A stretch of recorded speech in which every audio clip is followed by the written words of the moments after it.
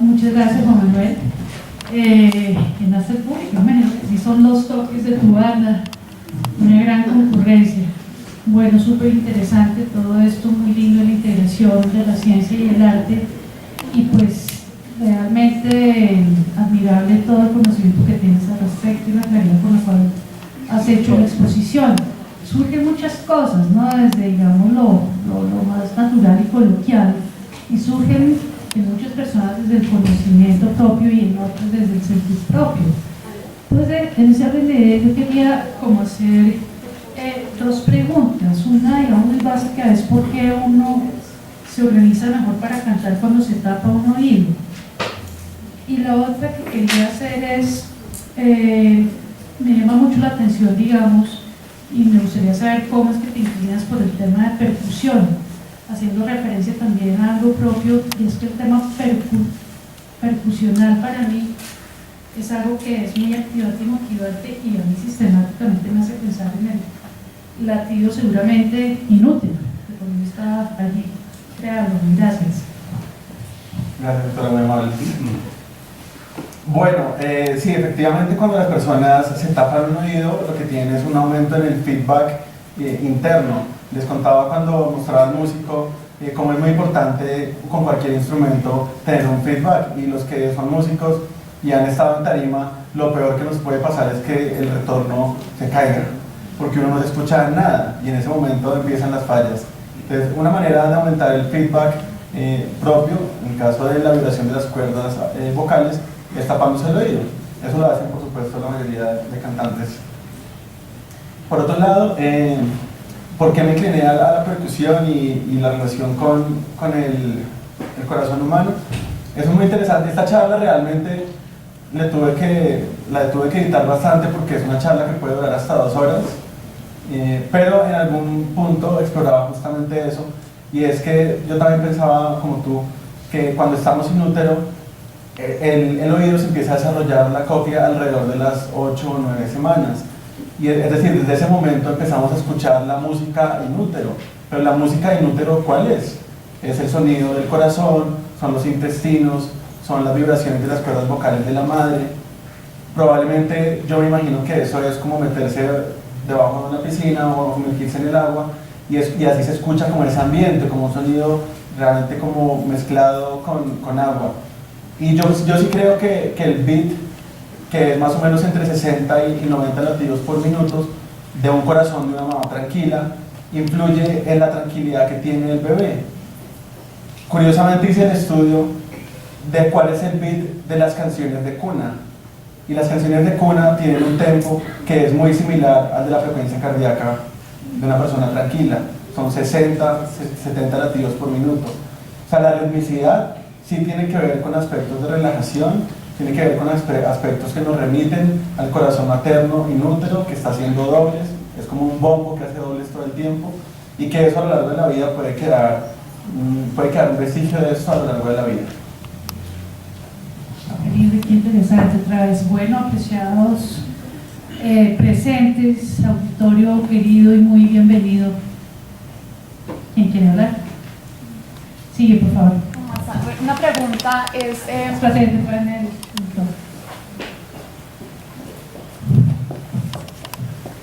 Cuando una persona ha tenido, bueno, digamos que una experiencia de pronto traumática, o incluso la ha olvidado, ¿qué hace que cuando escuche algo esto detone en su memoria eso que vivió, que puede ser de muy chiquito, en su infancia o en el momento de la vida? Quería preguntar sobre ese hecho que ocurre, que detona con un sonido, que detona con música, que detona con una experiencia musical. No se escucha nada. Ok, gracias por tu pregunta. Sí, evidentemente, como mostraba, la música y los sonidos tienen un elemento asociativo con la memoria y los recuerdos muy importante. De manera que si hay un sonido o una canción que te recuerda una experiencia traumática, es mucho más fácil que viajes a través de la música hacia esta. Es igual que los olores y los sonidos generan recuerdos que son bastante permanentes en los sujetos que han sido víctimas de algún accidente o algún trauma.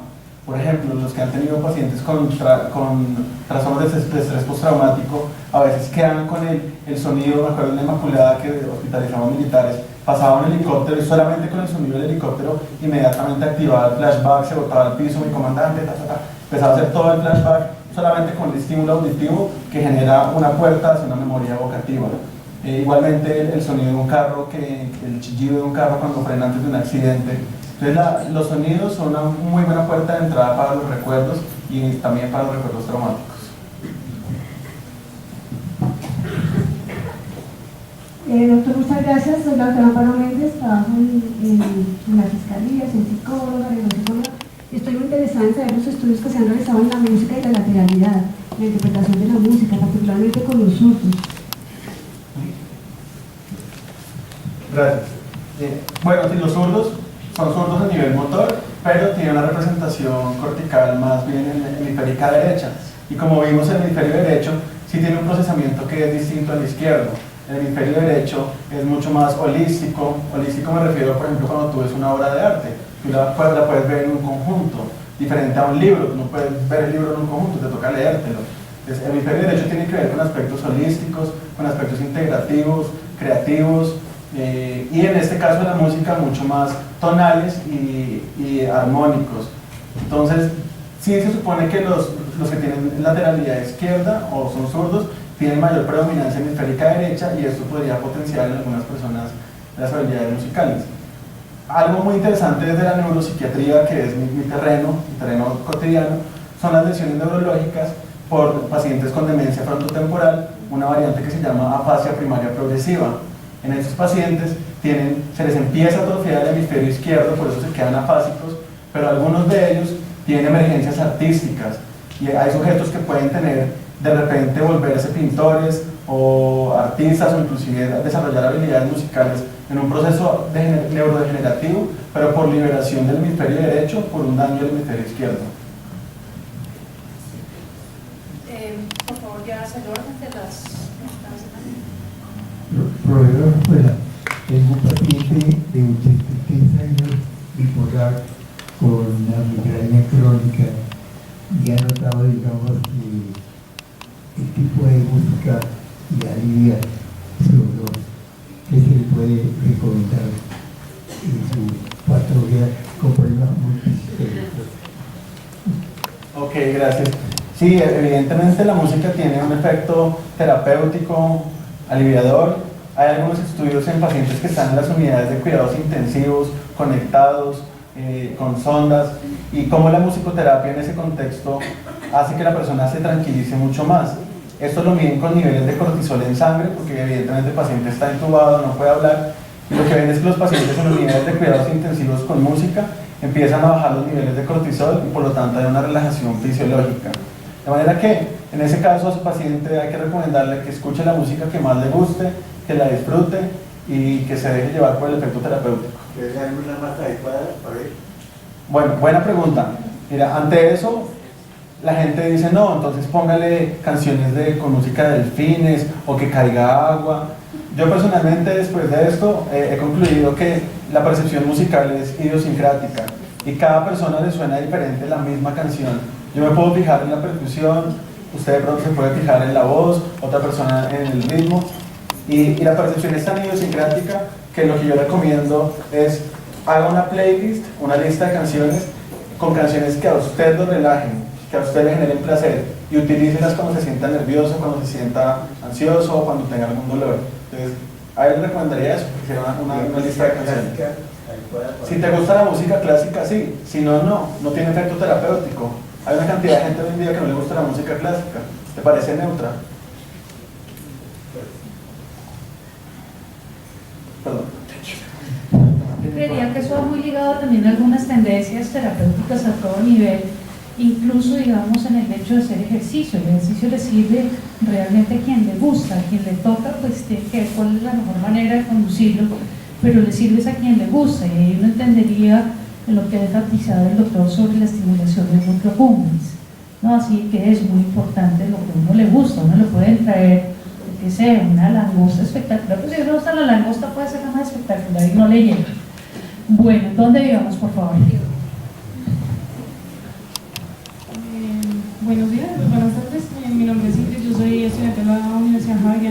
estoy estudiando, voy al quinto semestre de enfermería.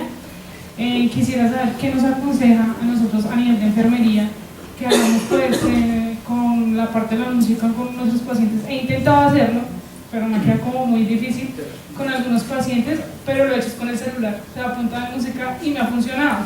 Pero pues quisiera saber qué métodos podría realizar, digamos, en un servicio, digamos, de urgencias, en un servicio de medicina interna, donde como que hay tanto volumen de pacientes, pero quisiera saber cómo podría yo accionar sobre mis pacientes en general, sin que de pronto me quite tanto tiempo, pero que pueda hacer esa terapia con mis pacientes. Ok, gracias por tu pregunta. Bueno, hay algunos estudios, por ejemplo, en procedimientos que son muy incómodos para todos, como una colonoscopia, ¿no? Es muy incómodo una endoscopia de cualquier tipo, y en esos contextos han hecho estudios de ansiolíticos como alprazolam versus musicoterapia, y realmente algunos sujetos se pueden relajar tanto que el procedimiento puede no ser tan molesto. Entonces te lo sugeriría en algunos procedimientos molestos, pero siempre con la base de lo que he dicho, que es qué canción le gusta a la persona. No le puedes poner tus canciones, no le puedes poner la canción que pones en YouTube, música relajante, que sea una cosa ya ahí como esotérica o tan personal. Tiene que ser lo que él realmente le gusta y por supuesto que acepte esa intervención. También sirve mucho aislarlos del sonido, porque en las urgencias todo el tiempo estamos inundados de estímulos musicales, pero de estímulos auditivos que son incómodos, el pitico, la puerta que se cierra y durísimo, la gente gritando, las camillas dando vueltas. Sí puede servir mucho aislarlos con audífonos de aislamiento y ponerles música, pero que ellos hayan escogido previamente.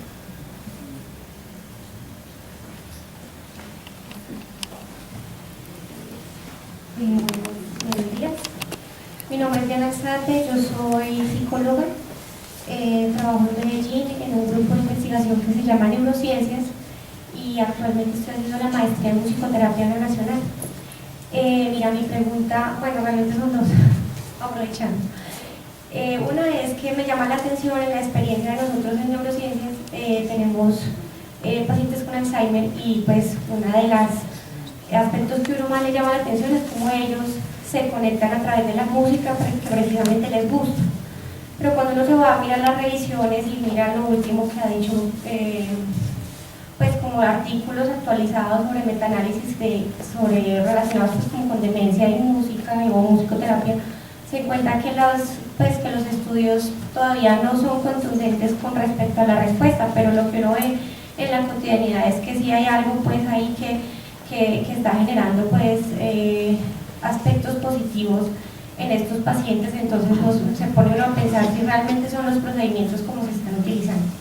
Una es esa, y la otra es que me inquietó la parte donde hablaste de los pacientes del caso de anedonia. Si habían pensado de pronto en a través de la música o de protocolos con música, mirar por ejemplo pacientes de demencia frontotemporal, donde se pudiera identificar si la demencia era más pues como una apatía, ¿no es cierto? En el caso de la variante comportamental, si era más una apatía a través de un protocolo que tuviera que ver con música. Gracias. Ok, gracias. Bueno, mira, con respecto al Alzheimer, es claro, uno lo ve, tú le pones a la persona que está en estadios 6, 7, no, por ahí 5, 6 de Alzheimer, y le pones canciones y de repente pueden evocar melodías, pueden empezar a cantar y uno dice, no, se mejoró, está teniendo una respuesta terapéutica impresionante. Pero cuando se da el estímulo musical, la persona vuelve y cae en ese estado de pronto de apatía. Lo que se ha visto en Alzheimer es que la música no es que te mejore la memoria. O sea, hacer musicoterapia dirigida para mejorar la memoria no tiene evidencia científica. Lo que sí tiene evidencia en la musicoterapia en Alzheimer es que genera un efecto relajante y disminuye los síntomas neuropsiquiátricos, o sea, disminuye la agresividad, la irritabilidad, la ansiedad, las conductas desinhibidas parcialmente. De manera que depende cómo tú enfoques al sujeto. ¿Quieres tratar memoria? ¿Quieres que tenga un mejor moco, un mejor mini mental? No creo que vaya a pasar. ¿Quieres que disminuya una escala de ansiedad o depresión? Probablemente sí vas a encontrar respuesta. Con respecto a la demencia frontotemporal, también tengo ahí otro protocolo que pues, no lo mostré por tiempo, pero llevamos más o menos 2 años en la Clínica Inmaculada haciendo un protocolo de reconocimiento de emociones musicales en demencia frontotemporal. Y está bastante bonito porque sí hemos encontrado que más allá de los síntomas neuropsiquiátricos, apatía, desinhibición, hiperfagia, etc., los pacientes sí tienen una falla, pero en el reconocimiento de las emociones musicales. Eso es que si un pianito te suena muy alegre o un pianito triste, ellos no son capaces de identificar las emociones intrínsecas de la música. Pero este caso de anedonia va mucho más allá de la apatía. El paciente no tenía depresión, estaba perfecto. Buenas tardes. Disculpa un segundito.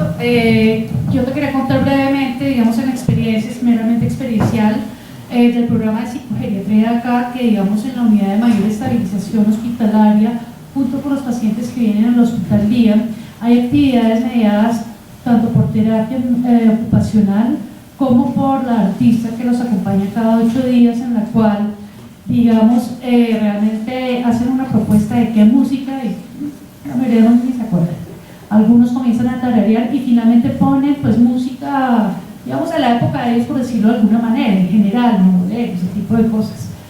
Y se tiene en cuenta, digamos, también la población, porque también ponían unos ¿sí fue el nombre? Alguien de la costa entonces le ponía en Estados Unidos antiguos gaiteros y les generaba un estímulo y una atención en su actividad, o por lo menos lo que uno reconocía a través de la observación mera, ¿no? Pues yo con este grupo de pacientes no he elaborado realmente intensamente. Era como una cosa placentera en lo que estaban haciendo, ¿no? Muchos se paralizaban de la función, pero se les dio una disposición placentera. Eso es de lo anecdótico. Adelante, por favor. Gracias. Buenas tardes, mi nombre es Rocío Medina, soy psicóloga. Quisiera preguntarle al doctor, cuando uno habla de música, pues habla generalmente de la percepción auditiva, ¿verdad?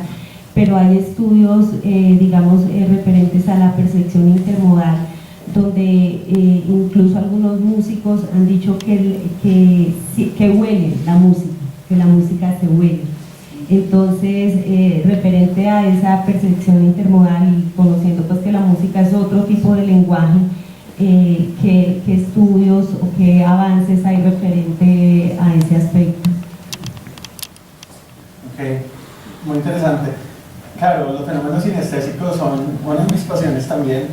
El año pasado escribí en mi Facebook que si alguien conocía a una persona que experimentara colores con la música o sabores o olores también, y respondieron como unas 5 personas que conocían a alguien, las entrevisté por Skype, son 2 de Costa Rica, 1 de Brasil y 2 colombianos, y empecé a investigar todo este tema de las sinestesias musicales.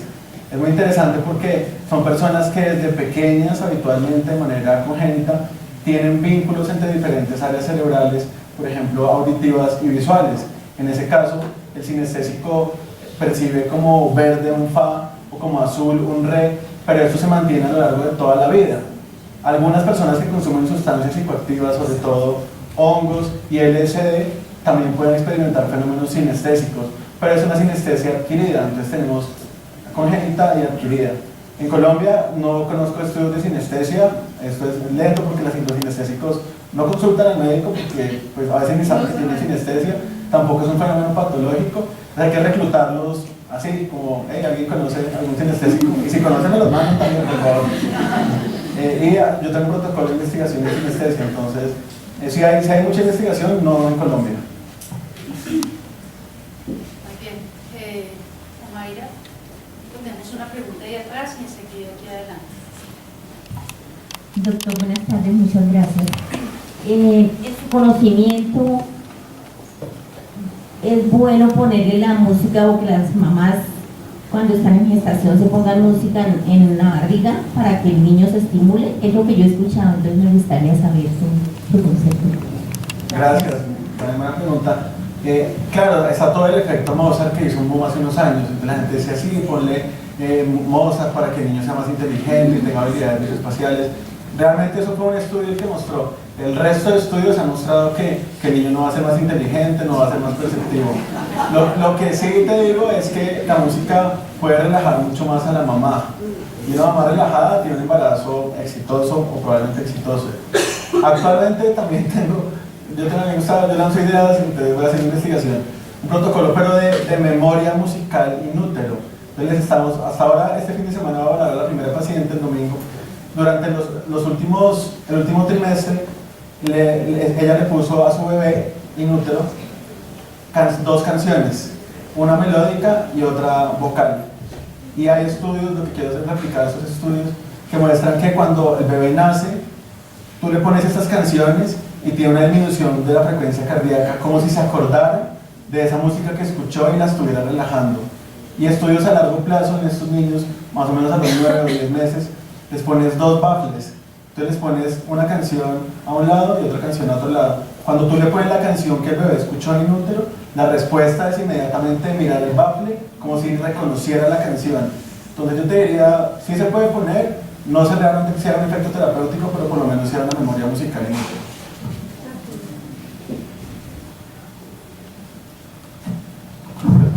Comentar una canción, yo no tengo prioridad esa palabra.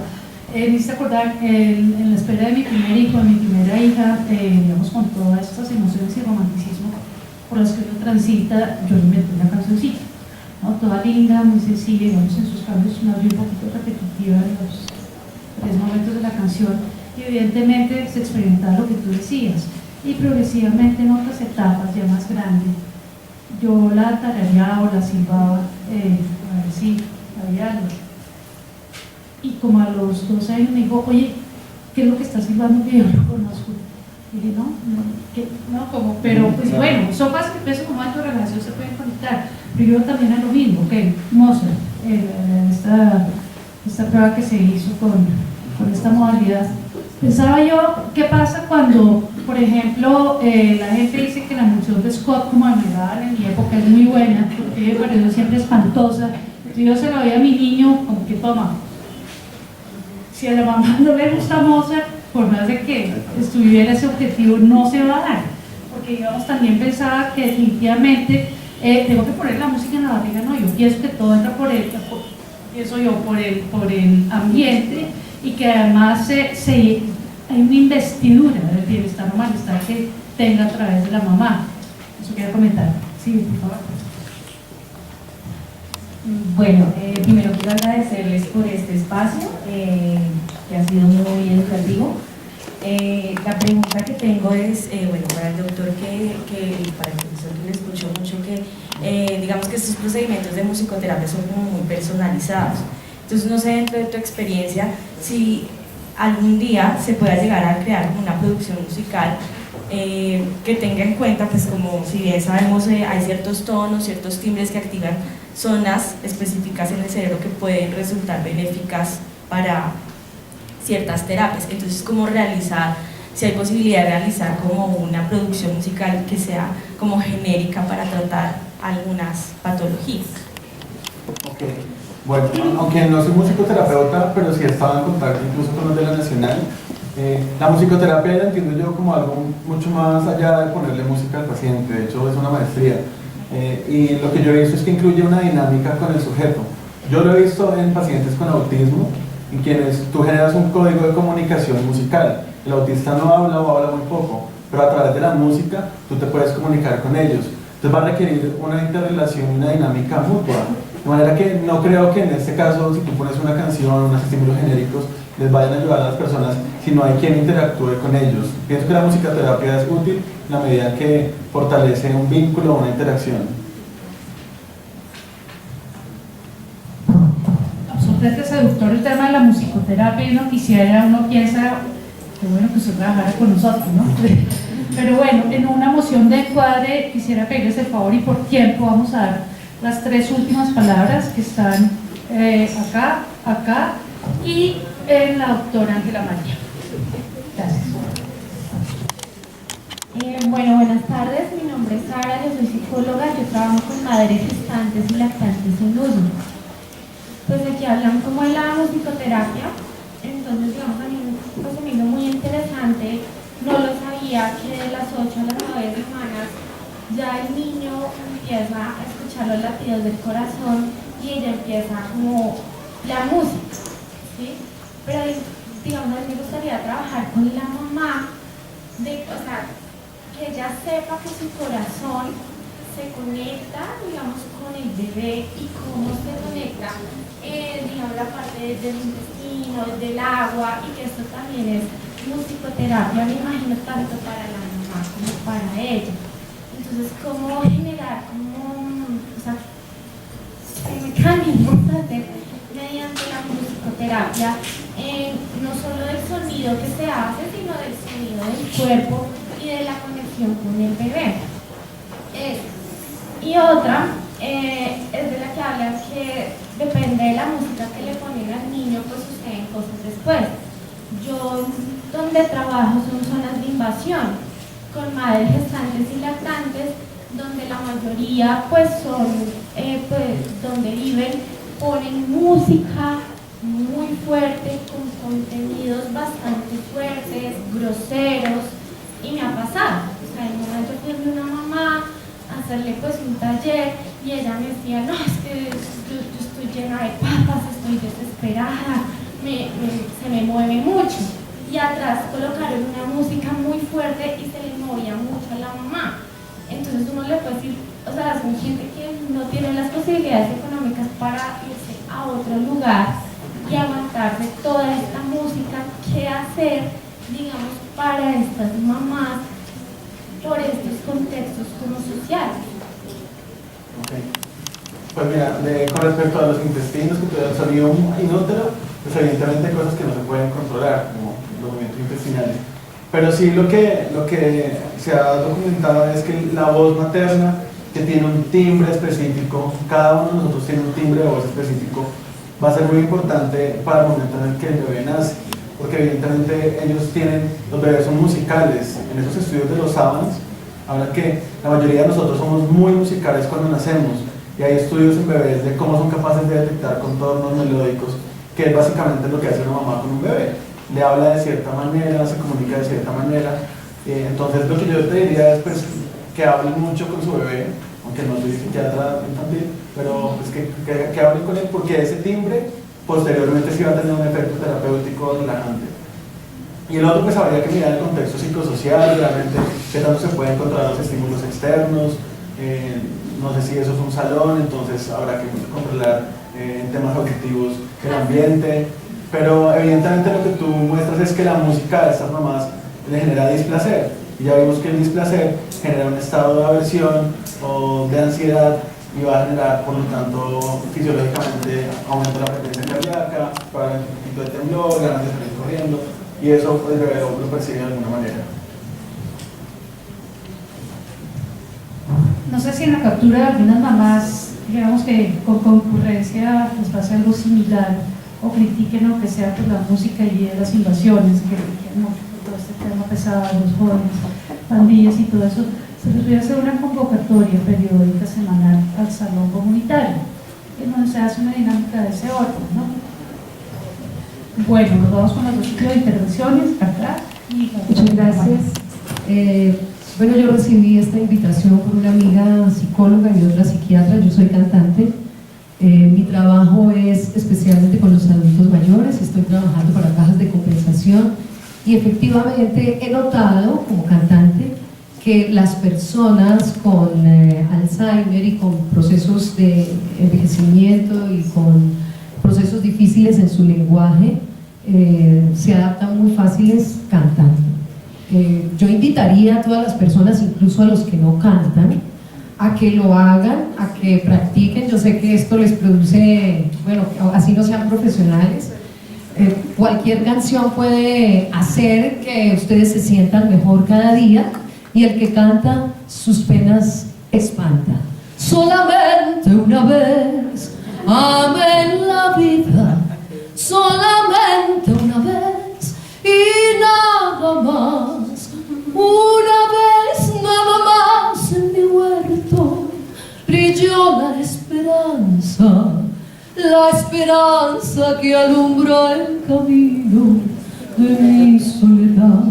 Muchas gracias.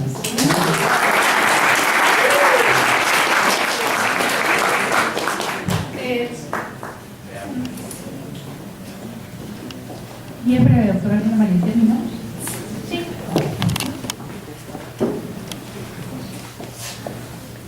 Bueno, muchas gracias por la conferencia, realmente excelente.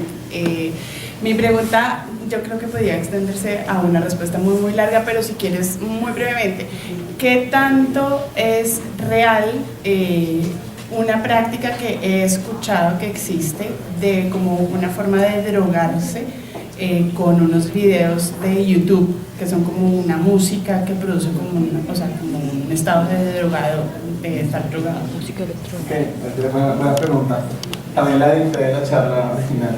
Pero mira, eso es muy interesante porque se llama el iDoser, es una aplicación donde salen adolescentes consumiendo cannabis.mp3, heroína.mp3, ¿no? Marihuana, o sea, de todo, como si no se pudieran multidrogar con la canción, con los sonidos, porque no son canciones.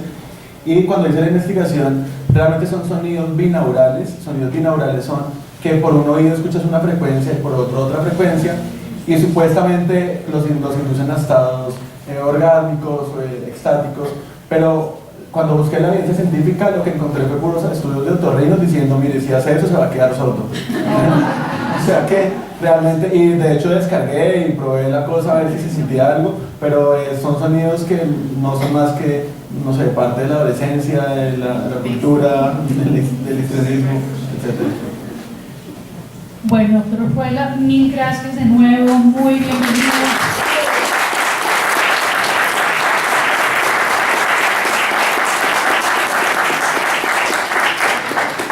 Y muchas gracias a todos, les reiteramos el cariño y la alegría que nos da verlos acá en nuestro público y los esperamos para la próxima reunión de acuerdo a lo que les informó el doctor García.